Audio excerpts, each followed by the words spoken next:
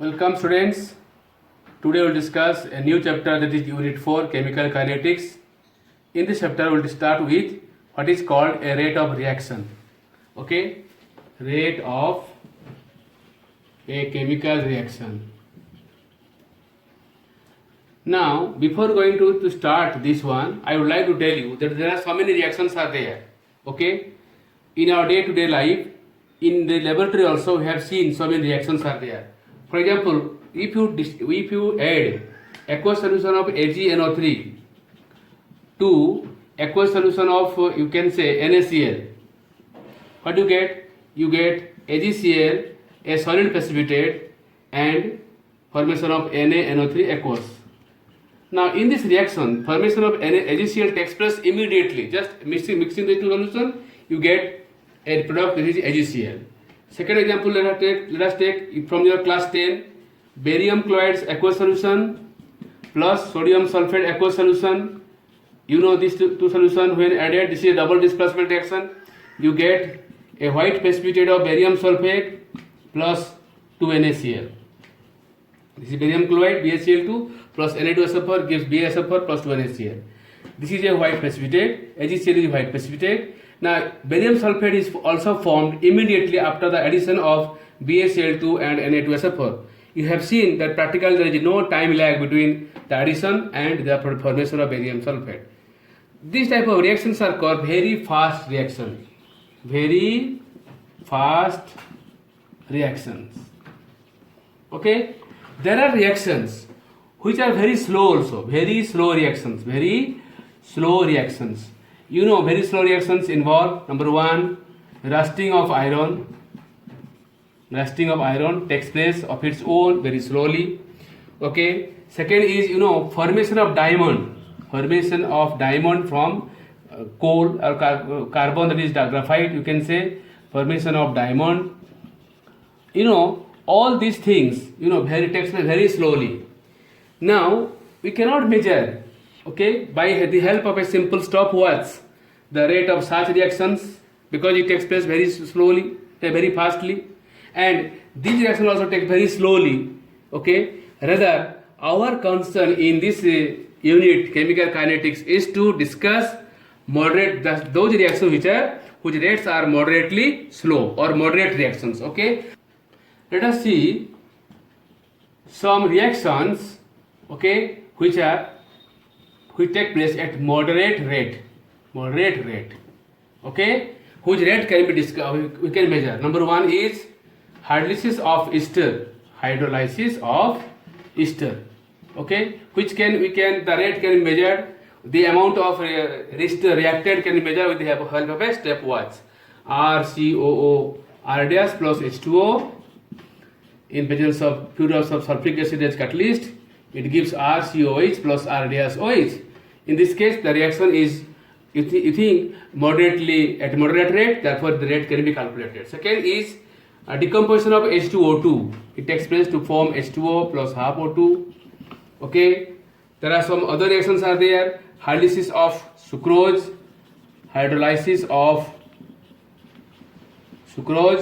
C12H22 O11 plus H2O in presence of dilute HCl. You can get C6H12O6 plus C6H12O6. In this case also, the quantity of sugar reacted can be measured with time. Okay, so there are some other reactions are there. You can say decomposition of N2O5 to give NO2, okay, 2NO2 plus half O2, and there are a lot variety of other reactions are there whose rate can be measured. Decay, all the nuclei decay also take place at moderate rate, their rate also can be calculated. Okay students, now we'll discuss then what is meant by rate of a chemical reaction. Now we'll discuss here rate of a chemical reaction. Before going to the topic of rate of a chemical reaction, I would like to tell you that in chemical kinetics we discuss not only the rate of a reaction, but also we can discuss the factors which affect the rate of reaction, chemical reaction, the factor which can alter the rate of reaction and mechanism of a reaction, etc. And other thing also will deal with. To understand rate of a chemical reaction, okay. Now let us take decomposition of H2O2. It decomposes to give H2O and half O2. Okay. The concentration of H2O2 has been measured at different time like this. Concentration of H2O2 time in second. Okay. At 0 second, the start of the reaction. Okay. Let us take that the concentration of H2O2 is 0.5 m.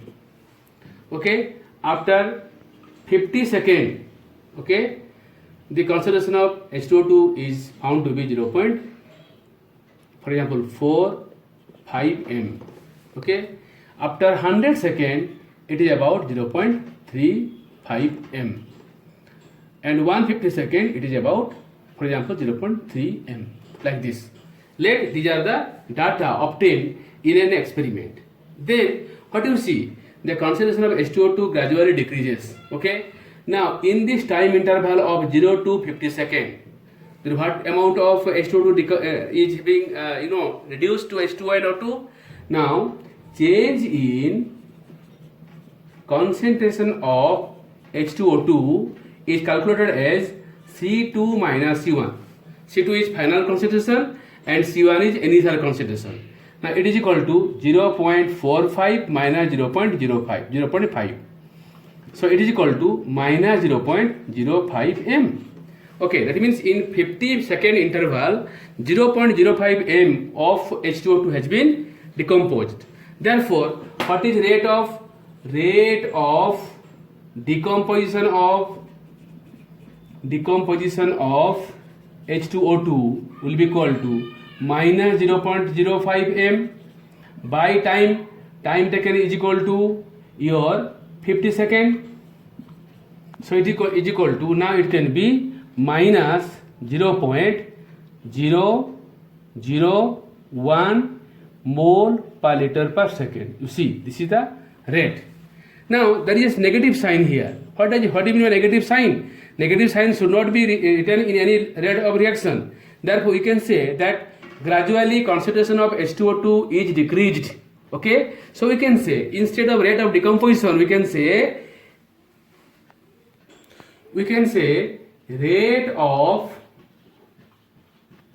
decrease in concentration of H2O2 is equal to, give a minus sign first, minus of this minus plus of 0.001 mole per liter per second in case of H2O2. So, in case of reactant, what is seen? The concentration of reactant gradually decreases. Now, okay, therefore we should give a negative sign. That is, you can say rate of decrease in the concentration of reactant or rate of disappearance of H2O2 we can write. Okay. Now, in this case, another time interval is there. From this difference, you can get that the rate of reaction in this time interval. Again, also you can get the rate of reaction in this time interval, C2 minus C1 by this. So now we can say, thus we can say rate of a reaction can be defined as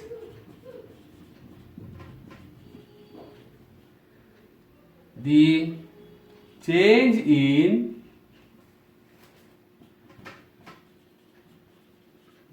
concentration of a reactant or a product in unit time. Okay, or more specifically, you can say more specifically, we can say rate of reaction is equal to the rate of decrease in concentration of reactant, okay, or reactants, or second is, or you can say, or the rate of increase in concentration of product, because product gets gradually the quantity increases. So rate of increasing concentration of product or rate of decreasing concentration of reactant. Now let us consider a hypothetical reaction. R gives product P. Okay, R gives product P. Now we can say rate of disappearance of R is equal to decrease in concentration of R divided by time taken is equal to R2 minus R1. Okay, R1, R2 minus R1 by T2 minus T1. As there is a decrease in concentration, so you have to give a negative sign here, or it is equal to minus del of R by del T. What is del R? Del R is change in the concentration of reactant. Okay, is equal to R2 minus R1, or you can say is equal to minus C2 minus C1 by T2 minus T1. Okay, rate of disappearance of R. Always you put a negative sign while calculating rate of reaction in terms of reactants. Okay, now we will discuss the rate of reaction in terms of product. Similarly, rate of appearance of product P is equal to concentration of P2 minus concentration of P1 by T2 minus T1. Okay, is equal to del of P by del T, or you can say C2 minus C1 by T2 minus T1. In this case, there should be no negative sign, because the product concentration gradually increases. So final concentration is more than the initial concentration. So this value will be a positive one. Rate cannot be a negative one. Okay, if it is negative, it means it is decreasing. The concentration is gradually decreasing. So always write down the rate in terms of product. Now these are the rates which are expressed as average rate of reaction. Now I will give you some example where how can you determine the average rate of reaction. To understand what is average rate, I have taken here a simple example. Let us, you are starting your vehicle from a place A through B, C and D. Let the total distance 20 kilometer. Okay, A to B is 5 kilometer, B to C is 10 kilometer and C to D is 5 kilometer again. You have started your journey from A to B with a vehicle. At this A to B, you go 20 km per hour at the rate of 20 km per hour, and from B to C, you go with 40 km per hour, and from C to D, you go with 10 km per hour. Okay, you start your journey at 10 a.m. Okay, now question is determine the average speed of your vehicle. What is average speed? Okay, of your vehicle. Now to get it, you see what is the time taken to go from A to B 5 km. So to from A to B, the 5 km you have studied, you have gone. Time is equal to now 5 km distance by rate is equal to 20 km per hour. So into 60, 20 km per hour means in 60 minutes you have gone 20 km. Therefore 5 km you can go, that is equal to 15 minutes. That means you take 15 minutes from A to go from A to B. Okay, at 10 a.m. you started your journey. That means you reach B at 10:15 a.m. Okay, my student. Now from B to C, that is your 10 kilometer. Okay. Now, then what is time taken to reach from B to C? Again, distance is 10 kilometer. The speed is 40 kilometer per hour. The 40 into 60. So here it will be equal to again 15 minutes. 15 minutes. Okay. And now you are from C to A, C to D. Okay, 5 kilometer. The time taken is equal to, time will be equal to 5 divided by your speed is 10 kilometer per hour. That means you have taken 30 minutes. Okay. Then what is total time taken? Total time taken is equal to, total time is equal to 30 plus 15 plus 15 is equal to 60 minutes is equal to 1 hour. Then what is the average speed? Average speed will be equal to, the total distance by total time. Total distance 20 kilometer by 1 hour. It is equal to 20 kilometer per hour. Okay. Your average speed is this one. And average speed does not tell about your speed actually. Because sometimes you have gone with a 40 kilometer per hour. But average speed is given as 20 kilometer per hour. That speed may or may not be achieved by the vehicle. Okay, only at this place that vehicle achieves 20 km per hour, but in other cases it does not. But the average speed is this one. Similarly, sometimes a reaction go fast, slow, and you have to calculate the average speed. But average speed is not the actual speed. Okay, the actual speed is the instantaneous speed. Then what is instantaneous speed? Then there is a term called instantaneous speed. Now, student, can you tell me what is the speed of the vehicle at 8:08 am? At 10:08 am, that means here the vehicle may be between A to B. Okay, so its speed is about 20 kilometer per hour. This is the instantaneous speed of the vehicle at 0.08 am. Similarly, if I ask you that at 10:20 am, what is the speed of the vehicle? It is 40 km per hour. At 10:25, what is the speed of the vehicle? Again 40 km per hour. Because this is 10:15 and this is 10, it takes 15 minutes, 10:30 and it is 11. Okay. So, what is the speed of the vehicle at 10:50? So, 10:50 means C to D. So, it is your 10 km per hour. So, these are called the instantaneous speed.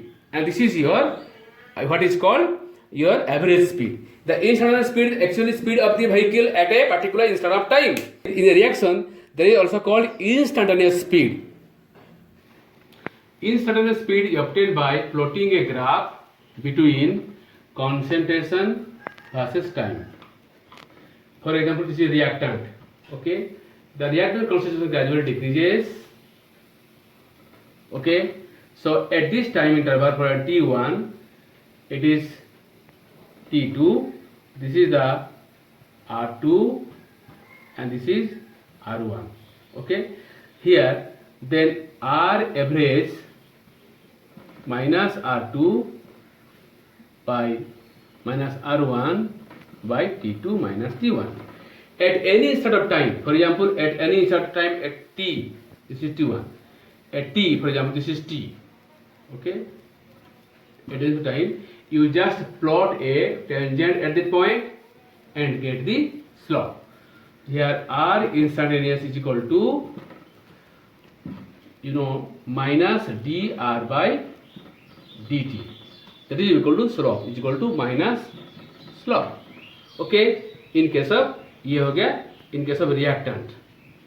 If you take now, if you take the product concentration, what do you find in case of product? What do you find? The concentration of product gradually increases like this. This is concentration of product. Okay, this is time taken. Now let this is a time T1. Okay, this is concentration of P1 product, and this is time T2. Let this is the concentration of product P2. Then in this time interval, this is delta T and this is your delta P. So the average at R average will be equal to P2 concentration minus P1 by delta T. And the average speed can be obtained. For example, at this interval of time, you want to get the average speed, you can draw a plot here, and then it will be called R instantaneous is equal to dP by dt. Okay, now is equal to only slope. So with product, only slope is the instantaneous rate, and it is a reactant, the slope at a particular point by taking a tangent at that point, then you get the slope will be the what is called instantaneous rate. So to a nutshell, you can say average rate is equal to minus del R by del T, or internal product is equal to del P by del T. Now R instantaneous will be equal to minus dr by dt is equal to limit when delta t tends to 0 of delta R by delta T minus delta R by delta T. Similarly, R instantaneous in terms of product is equal to dP by dt is equal to limit when delta t tends to 0 del P by del T. In this way, you can calculate instantaneous rate and average rate. Here we will discuss always, all the cases either in terms of instantaneous rate or average rate. The rate obtained will be considered as the average rate. Okay.